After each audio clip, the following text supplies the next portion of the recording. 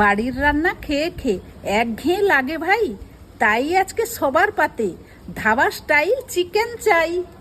Dhaba style chicken.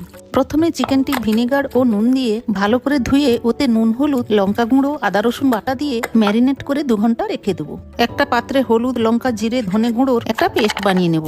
তারপর পেঁয়াজ, ধনেপাতা, কাঁচা লঙ্কার পেস্ট এবং টমেটো পেস্টটা করে নেব। কড়াইতে তেলে চিকেনটা 5 মিনিট ভেজে তুলে নিয়ে ওই তেলে তেজপাতা এবং গরম মশলা ফোড়ন দিয়ে আদা রসুন বাটা দিয়ে পেঁয়াজ, ধনেপাতা, কাঁচা লঙ্কার পেস্টটা দিয়ে কষে ওই গুঁড়ো মশলার পেস্টটা দিয়ে টমেটো পেস্ট ও নুন দিয়ে চিকেনটা দিয়ে টক দই দিয়ে ঢাকা মেরে ভালো করে কষিয়ে কম করে জল দিয়ে 10 মিনিট ফুটিয়ে ওপর থেকে গরম মশলা গুঁড়ো, ধনেপাতা কুচি এবং কাসুরি মেথি ছড়িয়ে দিলেই রেডি ধাবা স্টাইল চিকেন।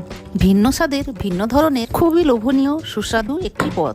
ভাত, রুটি, পরোটা ও নানের সাথে খেয়ে জমে যাক রবিবারের দুপুরে আপনজনের সাথে।